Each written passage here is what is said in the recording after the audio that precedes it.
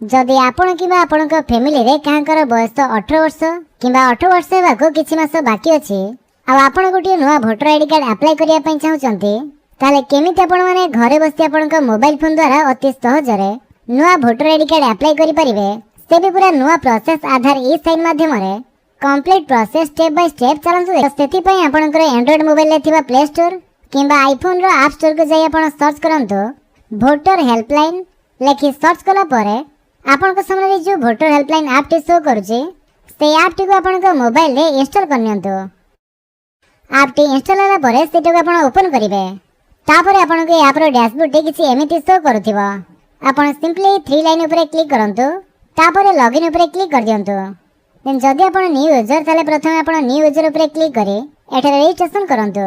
Registration करिया पई प्रथम आपनकर मोबाइल नंबर टी दे देबे तापर सेंड ओटीपी ऊपर क्लिक कला परे आपनकर से मोबाइल नंबर को गोटे ओटीपी जीवो से ओटीपी टी आपनकर एठा तळे भरिया पई पड़िबो किंतु ता पूर्व एठा आपनकर फर्स्ट नेम टाइप करंतु तापर लास्ट नेम बा सरनेम टी टाइप करिवे।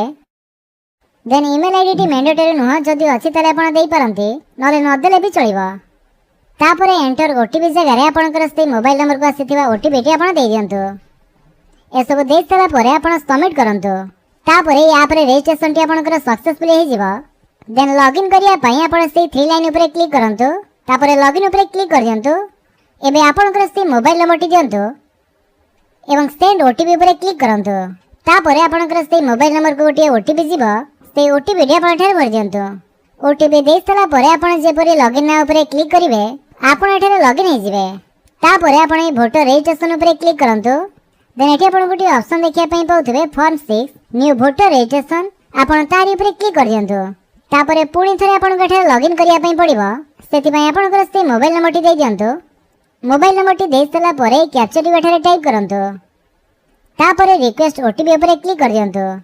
जेमिति आपण रिक्वेस्ट ओटीपी ऊपर क्लिक करिवे आपण कर से मोबाइल नंबर को गोटे ओटीपी जीवो से ओटीपी टी आपण एठारे दे दियंतु। ओटीपी देई सला परे वेरीफाइड लॉगिन ऊपर क्लिक करंतु तापर आपण एठारे तळक आसंतु एठारे आपण पुणी थरे न्यू भोटर रजिस्ट्रेशन फॉर्म 6 ऊपर क्लिक करंतु। जेमिति आपण सेथरे क्लिक करिवे आपण सामने फॉर्म 6 टी ओपन हे जिवो जोटा कि होचे application form for new voters नुआ भोटर आईडी कार्ड पई आवेदन करिया पई आपण के फॉर्म टी को फिल अप करिया पई पड़िबो। एठारो प्रथम आपण स्टेट टी चूज करंतु तापर आपण डिस्ट्रिक्ट टी चूज करिवे। देन सिलेक्ट एसी बा आपण असेंबली कॉन्स्टिट्यूएंसी कोठी सेटा आपण चूज करिवे तापर नेक्स्ट ऊपर क्लिक करंतु। जेमिति आपण नेक्स्ट ऊपर क्लिक करछंती नेक्स्ट स्टेप रे आपनकर फर्स्ट नेम एवं मिडिल नेम टी आपनकर टाइप करंतु। जेमिति हमें टाइप करछे फर्स्ट नेम टी प्रथमे आपण इंग्लिश रे टाइप कला परे तारे ठीक तळे आपनकर ओडिया रे भी लेखा होई आसीबो तो ओडिया रे जो स्पेलिंग टी आपनको ठीक लागुचे आपण सिंपली सेथरे क्लिक करंतु तापर एठरे ओडिया रे मध्ये आसी गला जदि तापर भी कोनोसी ओडिया स्पेलिंग मिस्टेक रहउचे ताले एठरे आपण कीबोर्ड ऊपर क्लिक करे ओडिया कीबोर्ड द्वारा भी आपण एठरे टाइप करि परिबे। देन तापर सेमिति आपनकर सरनेम टी भी आपण एठरे इंग्लिश रे टाइप करंतु एवं से बड़ी बाहर टच कला परे ओडिया रे मध्ये लेखा होई आसी जिवो। एठरे आपनकर जो ओडिया स्पेलिंग टी ठीक अछि सेथरे आपण क्लिक करंतु। देन आपनकर गोटे कलर पासपोर्ट साइज फोटो एठरे अपलोड करिया पई पड़िबो।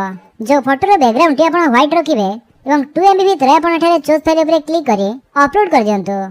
तो फोटो टी चूज कला परे तार प्रीव्यू टी आपण देखिया पई पाउथिबे तो फोटो रे कोनोसी असुविधा थिले एठरे आपण चाहिले क्रॉप किबा रोटेट मध्ये करि परिबे आ जदि ठीक अछि ताले आपण सेव ऊपर क्लिक कर दियंतु। Human face detected successfully okay एबे आपनकर फोटो टी अपलोड होई गला। देन नेक्स्ट तापर स्टेप रे आपनको रिलेटिव्स चूज करिया पई पड़िबो। आपनको वोटर आईडी कार्ड रे आपण बापा नाम रखिया पई चाहउछंती कि हस्बैंड का नाम ता आपण एठारे चूज करि परिबे। जेहेतु मु तांकर बापा नाम टी रिलेटिव्स रे रखिया पई चाहउछे सेति पई फादर चूज करूछे तापर तांकर बापा नाम टी एठारे टाइप करिवा। इंग्लिश रे टाइप कला परे ओडिया रे ऑटोमेटिक आसीबो आपण सिंपली करेक्ट स्पेलिंग रे क्लिक करंतु तापर सेमिति सरनेम टी टाइप करिवे एवं ओडिया रे मध्ये आपण सिलेक्ट करनियंतु। देन नेक्स्ट स्टेप रे आपनकर मोबाइल नंबर एवं ईमेल आईडी देवा पई पड़िबो। जदि आपनकर निजर मोबाइल नंबर अछि तले आपण सेल्फ को सिलेक्ट करंतु एवं आपनकर से मोबाइल नंबर टी आपण देई दियंतु। सेमिति ईमेल आईडी रे जदि आपनकर निजर ईमेल आईडी अछि तले आपण सेल्फ को चूज करी आपनकर ईमेल आईडी मध्ये देई परिबे। देई सला परे आपण नेक्स्ट ऊपर क्लिक करिवे। देन नेक्स्ट स्टेप टी आपनकर आसला आधार डिटेल्स एठे आपनको आधार नंबर को सिलेक्ट करिया पई पड़िबो एवं आपनकर जो आधार नंबर टी सेटी आपनको दवा पई पड़िबो। आधार नंबर टी देई सला परे आपण नेक्स्ट ऊपर क्लिक कर दियंतु।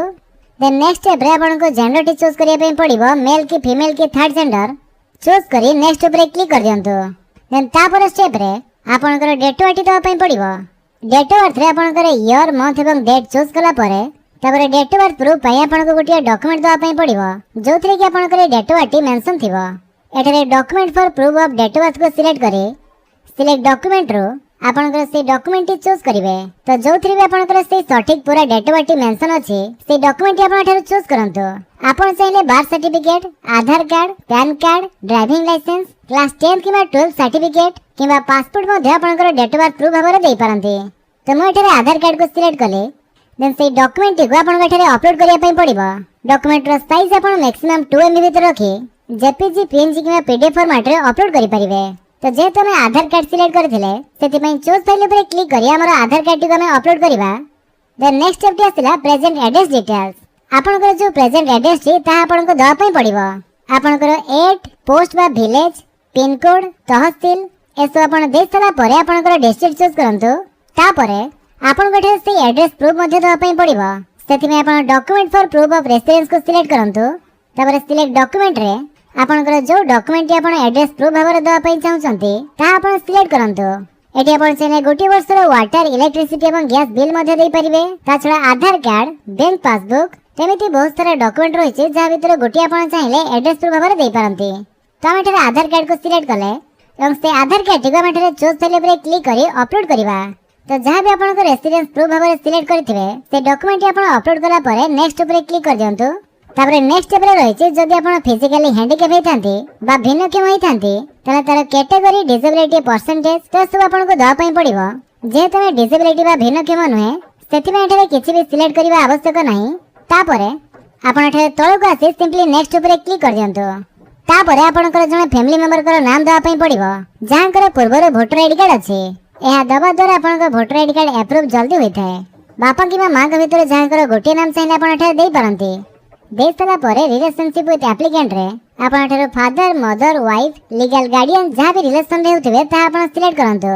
जदि बापा के नाम देथिए फादर सिलेक्ट करिवे मां के नाम देथिए मदर चूज कला परे जई ताकर वोटर आईडी कार्ड नंबर टी आपण जानि चंती ता से वोटर आईडी कार्ड नंबर टी आपण को केवल एठारे दवा पई पड़िबो।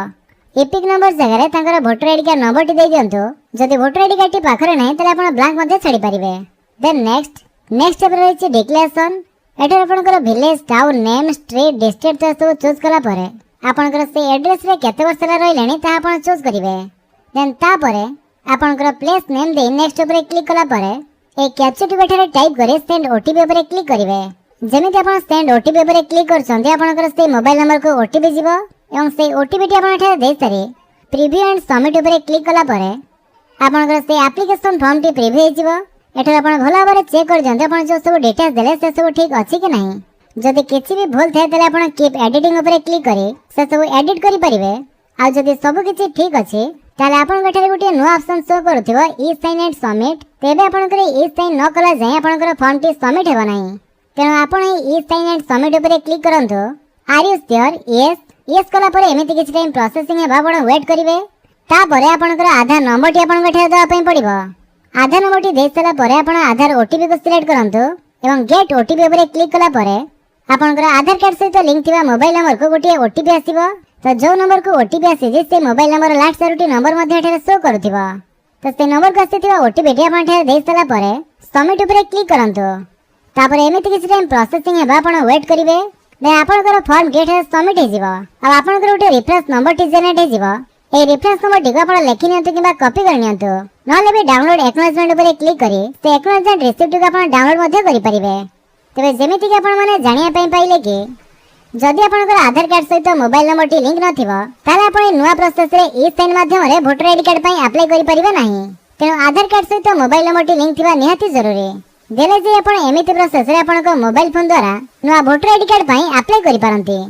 वोटर आईडी कार्ड अप्लाई कला परे से रिफ्रेश नंबर द्वारा आपनकर स्टेटस चेक करिया पई आपण से वोटर रजिस्ट्रेशन ऊपर क्लिक करंतो एवं track status of your application ऊपर क्लिक करी एठर आपनकर से रेफरेंस आईडी दे आपनकर स्टेटस को ट्रैक करि परिबे। 10 रु 15 दिन भीतर आपनकर फॉर्म टी अप्रूव हे जिवो। जदि सब किछि ठीक थाए तरे 10 रु 15 दिन भीतर आपनकर से फॉर्म टी अप्रूव हे जिवो। एठर आपनकर voter ID card T download करि परिबे एवं मासे भीतर आपनकर PVC voter ID card T मध्ये ପୋଷ୍ଟାଲ ଥ୍ରୁରେ ଆପଣଙ୍କର ଘରକୁ ଆସିଯିବ।